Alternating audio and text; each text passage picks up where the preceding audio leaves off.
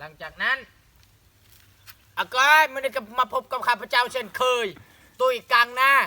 ตอนนี้เป็นแขกรับเชิญมากินแกงหน่อไม้ของบิ๊กใหญ่สีหราชหน่อไม้ตกจากไปหามาแต่ใด ทำไมคุณนุ่งเสื้อเหมือนกันเลย ตุยกังหน้าอย่าเอ้ย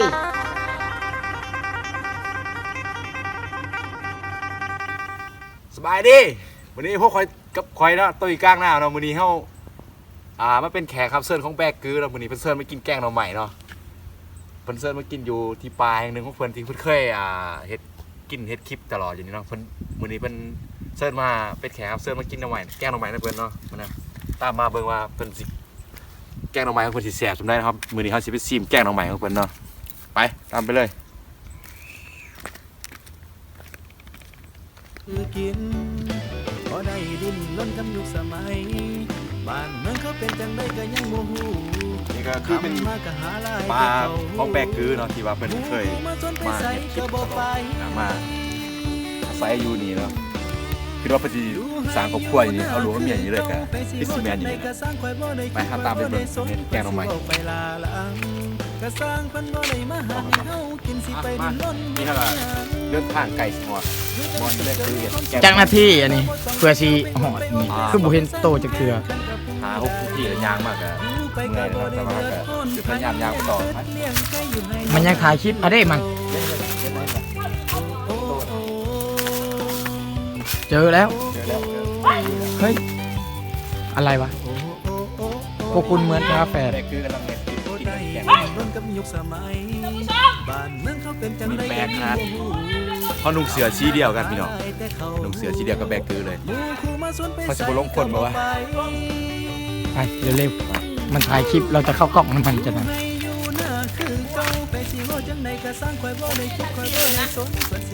จะชิมแกงมาผมก่อนก็สร้างพันบ่ได้มาหาเฮากินแกงทำไมเนี่ยเฮ็ดอีหยังอยู่จังซี่ก็มีความสุขดีแล้วบ่ต้องไปเอาไปอวดไปอมไปสิ่งไปสั่งแข่งขันกับผู้ใดอยู่ไปก็บ่ได้เดือด ใช้ได้อยู่นะ ใครเลี้ยงเป็ดเลี้ยงไก่อยู่ให้ มา เฮ้ยสองคนทำอะไร นี่คือตุยกลางนาไม่ใช่แบกคือไปนู่นเลย เฮ้ยมากินแกงหน่อไม้ไหม แบนเดี๋ยวมากินแกงทำไมน้ำแบกคือมาดิ อยู่ให้อยู่หน้าคือเก่า จุ่มเข้ามาใกล้ๆแกงอืม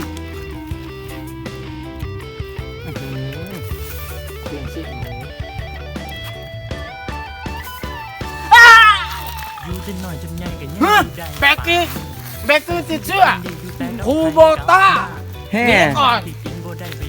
เป็นอะไรแบกคือ หน้ามีตาขอแต่มีเขาให้ ลองส่องมึงที่สี่ว่ามัน สิ เป็น จ ยั น งไง ไปเฮ็ดการเมืองวุ่นวายจักหน่อยกับพิษเทียงกัน ผมน่าจะติดเชื้อจากคุณนะ คนดูเป็น คุณใส่เสื้อจีนมาใช่ไหม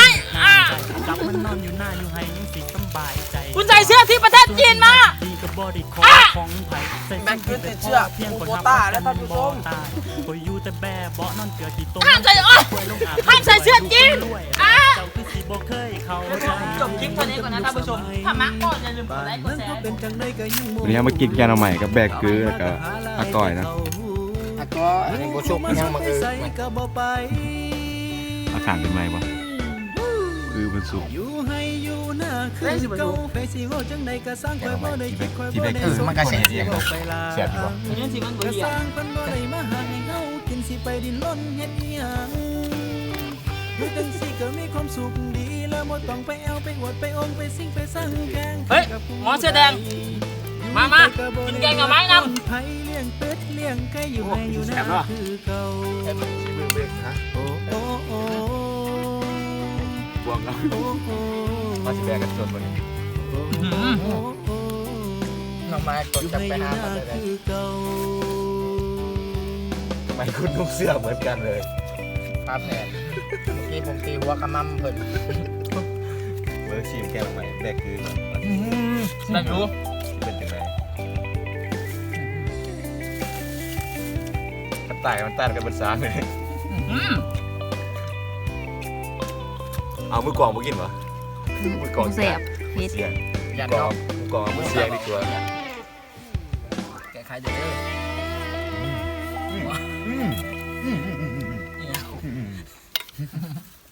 น ห่อจนบุ๋ม แสบกว่าอยู่หานได้นี่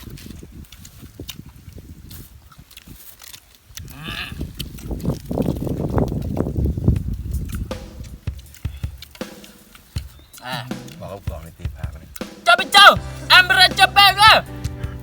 ก้อยแซ่บไปเลยนี่ นี่ไหมนี่ไหม เห็นไหมท่านผู้ชมมันคือแกงหน่อไม้ที่ผมแกงเองนะเพราะว่าผมจะไปซื้ออาหารแบบสำเร็จรูปมันไม่ได้นะผมกลัวติดเชื้อไวรัสอะไรนะ โคโบต้า โคโรล่า เฮ้ โคโรนา กินกันประชาม เฮ้ย แสบ หัวบ่ทันสมัยเฟซในไลน์เคยมีวีแซดไอจี ยัง อีหลีจังแม่นเขาลินจังใดใส่แต่ลุงไฟสายสิเอายังไง เสียงเหมือนตำรวจมาผมกำลังจะวิ่ง ปล่อยเรากล่องเลย อ่ะก้อยสบายดีกล้อง เฮ้ยกล้องงานว่าเบิ่งแกงหน่อไม้เนี่ย พอได้ดินล้นกำยุกส แกงหน่อ มั ไม้ ย ของแบกคือ เห็นไหมถ้าซื้อกิน 5,000 นี่ก็แซ่บนะ อันนี้ลงทุนหลายกว่า 5,000นี่ หมูกูมาชวนไปใส่ก็บ่ไป ดูว่าคุกคามากินแกงหน่อไม้เพื่อน อยู่ให้อยู่หน้าคือเก่าไปสิเว้าจังไดก็สร้างข่อยบ่ได้คิดข่อยบ่ได้สนสิเว้าไป ใช่แล้วครับท่านผู้ชม ก็สร้างคนบ่ด้ เห็นไหมถ้าใครอยากมาติดปากกับพวกเราก็มาติดได้นะ อยู่จังซี่ก็มีความสุขดีแล้วบ่ต้องไปเอาไปอวดไปองไปสิ ยังเหงาอยู่นะซอยเสียมะ กับผู้ใด ทางไป อยู่ไปก็บ่ได้เดือดร้อนไผเลี้ยงเป็ดเลี้ยงไก่อยู่ให้อยู่หน้าคือเก่า ผมกำลังสรุป เฮ้ยทีมงานติดทีไปใส่ ติดอีปะอยู่ที่ห้องติดอี ผมจ่ายสุดนะผมไม่ได้ติด โอ้ได้ดินล้นกับยุคสมัยบ้าน เฮ้ยกูเป็นใครวะ ผมแบกคือไง คุณเป็นใครวะ ผมแบกก้อย ชวนไปใส่ก็บ่ไป คุณเป็นใคร หากิ คุ น ณ ได้ เป็น นะ ใคร เอ้าของคุณกับไฟลอย ผมดูดมานะ นั่นดูมาลงเลยช่องนี้อยู่ได้ ไฟยาวเลย จากนั้น อย่างนี้เขากินแกงหน่อไม้แล้วเขาก็นั่งปอดกันหน่อยเนาะนั่งพากันครับแบกคือกำลังเบิ่งหนังอันยังวะ คลิปหนังอะไรครับ เลี้ยงไก่อยู่ให้อยู่หน้าคือเขาโอ้โอ้โอ้โอ้โอ้ พากันนั่งพักผ่อน โอ้โอ้โอ้ จะนอนก็พากันกลับ ให้อยู่หน้าคือเก่า แกงหน่อไม้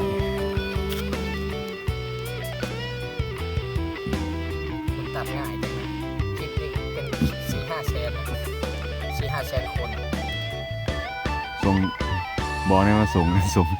แย้มหรือส่งแบกคือ นี่แล้วบอกเคียวเอาไปแข่งใน10 ล้าน ใส่ชีวิตอินดีแต่กับให้กับ ไม่ ห เก่ น้าง อยู่ใช่ เกิดไม่ยามสิกินบ่ได้ไปบินเทิงฝ่าบกคอมีหนามีตาขอแต่มีเขาให้กินดินนั้นบัดยังเธออยู่ในเมืองวุ่น อ่ะก้อยมันได้มาพบกับข้าพเจ้าเช่นเคย ตุ้ยกลางหน้า ตอนนี้เป็นแขกรับเชิญมากินแกงหน่อไม้ของบิ๊กใหญ่สีหราชหลังจากที่เขาย่องยานางด้วยตีน เขาก็แช่เขากินเอา คอยอยู่แต่แบบเบาะนอนเกลือขี้ต้มนอนเกลือขี้กล้วยลงอาบน้ำห่วยลูกคนรวยแบบเจ้าคือสิบ่เคยเข้าใจดิ้นล้นกับยุคสมัย วิธีตัดคลิปนะ บ้านนั้นเขาเป็นจังไดก็ยัง คุณก็ลองไปใช้ได้เลยนะ คำมาก็หาลายแต่เขาหมู่คู่มาสวนไปใส่ก็บ่ไปอยู่ให้อยู่หน้าคือเก่าไปสิเว้าจังใดก็สร้างข่อยบ่ได้คิดข่อยบ่ได้สนเพิ่นสิเว้าไปลาละ ทีมแล้วก็กลับอันนี้ ไปเมื่ออาก้อยแบกคือก ลับ อย่างเนาะฉี่มือหลังจากกินแกงหน่อไม้เสร็จเป็นจะได เอาเข้า เขาถือเอา หลังจากที่เขากินแกงหน่อไม้แล้วเขาก็เมื่อ เมื่อมัน เดินทางไปหาต่อไปหากินทางอื่นต่อกินอีกแล้วชออีช่างเมื่อยอะไร แซ่บอยู่ว่าแกงหน่อไม้แบกคือ ทุยเค็ม บ่แซ่บอีช่างเสียเขาชื่อเขาก็บ่ได้กินนาเดียว กินแล้วก็มอความเตะเอา โอเคอะทางกลับบ้าน จักโมง ต้องแรงๆนะ 2 โมง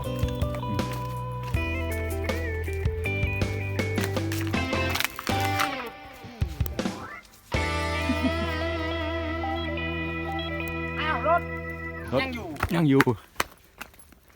อ้าวรถเสียนี่ห้าเลย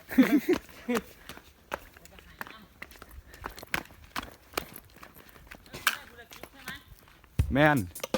ก่อนครับปรับสภาพมอย เฮ้ยแปลงหม้อให้ฉัน ก่อนครับ ปรับสภาพมอยคงเดิม แม่ตีนแท้ๆเอาหมอแม่มาเลินเชย ยัน ชื่อๆกะกิลักหมอแม่ภาษาอังกฤษ ยันแม่หายนะหมอบุ่มยันแม่หายแป้งหมอคือแม่คือ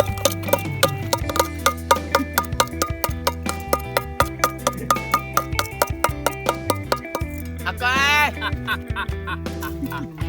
กลับมาคือเก่าแล้วหมอ ได้แล้ว หัวบ่ทันสมัย กลับแล้วตอน เฟซนี่ จะได้กับฝากติดตาม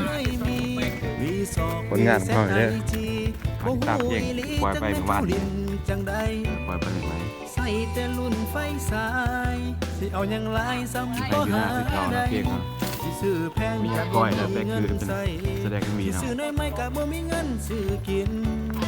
ก็ได้ดิ้นรนกับยุคสมัย อ้าวรถเสีย เป็นจังได้ก็ยังบ่ฮู้ทำมาก็หาหลายแต่เขาหมู่กูมาชวนไปใส่ก็บ่ไป บาย อยู่ให้อยู่หน้าคือเก่าไปสิเว้าจังใดก็สร้างข่อยบ่ได้คิดข่อยบ่ได้สนเพิ่นสิเว้าไปลา ไปเมื่อ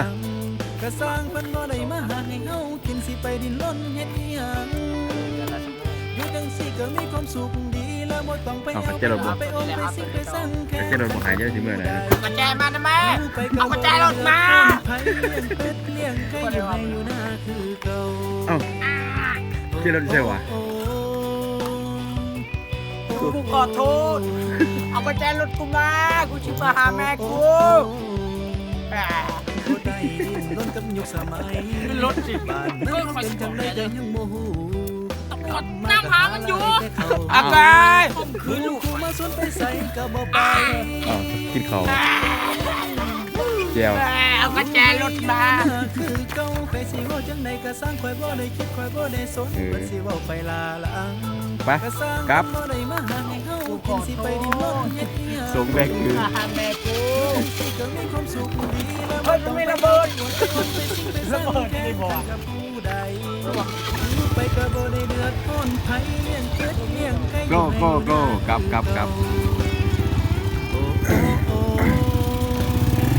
ระวังเหยียบน้ำนี่กลัวเลยบริเมื่อเลย ให้อยู่หน้าคือเก่า ต่างกันกินกันมาแบกคือ อากอย หายแล้ว กิ เกิ นอยู่เพื่อนก็บอกกินกินยังอยู่ป่า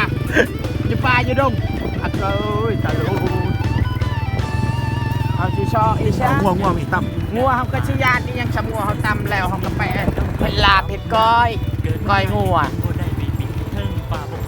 อันตรายอะไรอันตรายครับเอา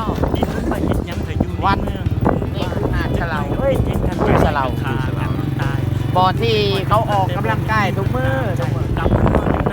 ไปครับ